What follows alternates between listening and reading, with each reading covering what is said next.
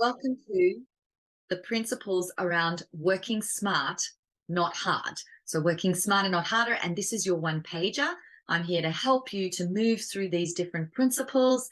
And basically, I've taken the best of everyone out there. Like, I've taken the best of people in time management, people who get into states of flow. And I've used things from the past, things that have worked right now in the modern day, and kind of taken the best of what seems to have hung around and the principles to bring something to you that's simple enough for you to follow. Okay. So that's simplified, but not making it simple that you can actually get some real results from. And one of that parts is to obviously start by getting ready. And what we're going to do now is use that one pager to help us get ready to get that little bit smarter around the way we do things. So I'm just going to share my screen with you. And you can see here that we're going to start out with this one pager, a little bit of an introduction. You'll get the video on the right-hand side, so you can always come back to this to see what am I working through here. And you're going to start with those 5 really strong principles. And that is firstly about identifying that root cause of hard work. What's the underlying problem? Because sometimes we start here and we want to dig down a little bit. Find that root cause problem, because once we've got that, we're going to move straight into principle number 2, which is becoming outcome focused. So we're going to flip that problem into an outcome. So once we've got the right thing, we can turn it and create the opposite of that, from a challenge to what's the opportunity? That's the outcome we're looking for. And then we're going to move into habit in and habit out. That's our fair exchange relationships. So that means that we're going to bring a habit that we want to bring into our life, and we're going to take another habit out of our life. Okay, whatever that may be, that's going to help you to be able to work smarter, to have more states of inspiration rather than desperation, to spend less time being focused, frustrated, and deflated and overwhelmed with tasks, but to rather get into that state of focus, certainty, and inspiration, which is really endless and creative, instead of competitive and finite. And then we're going to enter the green zone. And the green zone is a flow state. It's a state where we do our highest priority actions. It's an area where we're operating, that actually what we're doing is we're not in fantasy, which I call the blue zone, blue cloud fantasy. We're not in the red zone, the nightmare. We're actually sitting in this beautiful green zone. And in this beautiful green zone is where we operate best, is where we're most focused and we can move forward. Okay. So we're going to work out, how do we spend more time here getting things done, doing things that are most important to us in our life, so that every day can be a great day. And the last step is, how do we work with others? This can be so complex because you've got maybe bosses or people in leadership roles that don't necessarily work as smart as they could be either. And then you're getting that knock-on effect of that, and you could be sitting in that management layer. Or it could be that, you've got a home situation where you are doing 90% of the housework and you're trying to work, or you've got things like this going on, or you've just had a change in life, you've got children now, and it's just caused chaos. And so how do we collaborate, whether it's in our family unit, whether it's with friendships, and whether it's in the workplace? How do we help each other to stay on track, collaborate, work as a team? You do what you're great at, I'll do what I'm super good at, and then we have this beautiful dance and exchange. Okay. And in that process, we actually work even smarter. So that, yes, it's going to include delegation.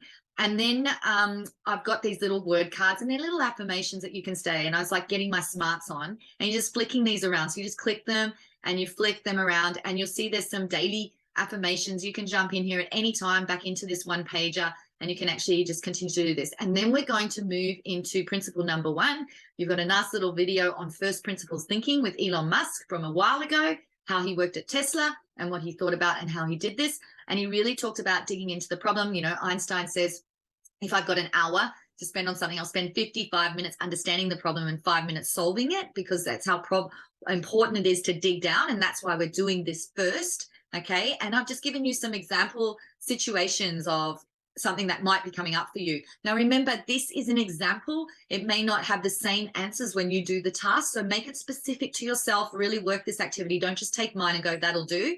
You need to really work it for your own life. The one thing I've noticed around books we read and things like that, they have to be generalized to give you the tool, but they tend to give examples of different situations. And sometimes those examples are really not relevant to you. And that includes something like even getting up at 5 a.m. 5 a.m. might not be right for you. So we're looking to see How do we do this on our own? And I'm just giving you examples. I've got another example here around time management. It's a little bit deeper. And I'm just giving you how does it look to do it and what is the task involved. And then you're just going to have a go at it. And then we're going into principle number 2, where it's almost like a tails then a head scenario. So we're going to flip the coin. Okay. And instead of being problem focused now, we've done that. We've actually opened up and found out what that underlying root cause is. Now we're going to flip to become outcome focused, where the vision sits, where actually people enjoy it more. I mean, who wants to keep talking about a problem, stay in victim mode? Because what happens is I get anxious and I have reactions. I either have impulse, I go for sugars or sweets, or I have a reaction and I have that instinct, and I want to get away from the pain. So it's a pain pleasure zone. We want to move into a more inspired zone where we're taking action steps that we know are working towards something and having others actually helping us to ideate around our own stuff, our own outcomes. So we're learning how to put our focus that drives our inner state and our behavior into outcome and action orientated. So I've done the same thing. I've taken the original problem example that we did, and now I'm actually giving you a little bit of an action plan idea. Once again, it's an example, and I've done a second example down here, and I've given you what you need to do. Now, remember, when you flip it, it's initially going to be a fantasy. You need to put some sweat, but we want to put sweat in the right areas, and we're going to come up with what are those action steps to achieve that desired outcome. Then I want you to really drill down and still get to know yourself again. You're going to see this everywhere. The I am who questionnaires are in this position because you need to know yourself. You need to know what you're good at. You need to know what you love doing. This is the foundation for success. It's a foundation for getting into the third step. So keep working on these all the time. Anytime you have a change of job, a change of role, anytime that you have a change of life circumstances, keep checking in on your I am who's. I've just put the work ones in this time, but you can obviously refer to the original I ams for your personal values as well. You should be checking in that constantly, and let me know if you need that. Oh, I just wanted to come up here. There's a link. I'm just going to drop myself into clicking on that link now. Right here, just for extra help, there's a form that I've created for you, okay? And in this form, you can actually it'll open now, okay? And it's just going to get some details about you. If you want to remain anonymous, you can, but it's better to give me information and your email address. But if you don't, you can just let us know how much time you've got, because that helps drive my tools. And if you say to me, hey, how much time can I dedicate to per day? And you say 2 minutes, or I can only do 30 minutes, or I've got an hour, then I kind of know how much you've got to give to really working on this. And I can develop toolkits around that, around a 2-minute person and that. And I can give you some highlights because not everybody's the same, as I said. All right. So make sure you fill that little one in if you haven't done so already, receiving it. And then we're moving down. We've done who we are. And now we're going into principle number 3, which is habit in, habit out. Okay, so what habit are we taking out and which one are we bringing in? And it can be in any area of life, but it's one at a time. Okay, 90 days to 100 days for a habit for a season, 18 months for a habit for life. Oh, that's every single day. So think about something and start simple. Don't try to do something big the first time you try to bring a habit in for life, or the first time you bring, because after the 90 to 100 days, you can bring the next habit in. Some people say you can do it in 22 days. I haven't seen it happen, but I mean, maybe you know someone that managed to, it was so important to them. They were so linked into the reason as to why they were doing it, that they just were able to stop and start and stop and start, or build that habit for life in 20 days. Who knows?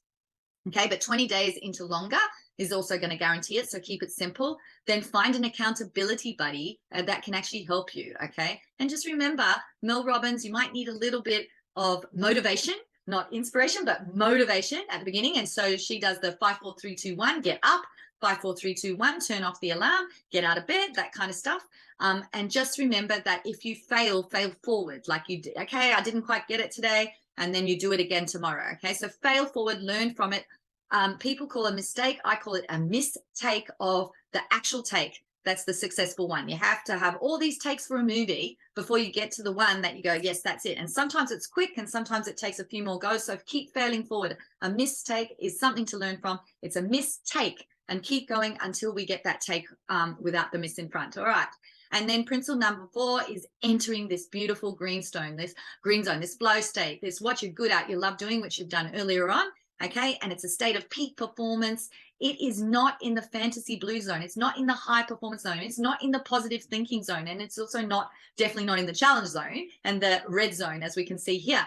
All right. It is a green zone. It's inspired. There is support and there's challenge. And it's to the point where we're not going to get into a passion state. Passion means like super, super positive, pumped up. All right. And then boom, something happens and we just hit burnout. Okay. We do not want to hit overwhelm and burnout. We want to touch on those areas and bring it back in. Touch and bring it in, and keep spending more and more time sitting in this beautiful green zone, which I've written up for you. All right. And then we've got the last principle is principle number 5, and that's the power of collaboration and teamwork. And I'm going to be adding more here for you so that you've got more activities to do. And then I've got super duper some funny links, some things that look funny, and you might get some ideas about working smart off these videos, and then some of the books and other experts in the area that could help you to do it. All right, so get your smarts on. Let's start working smarter, not harder, and let's have a great time while we do it. Thank you very much.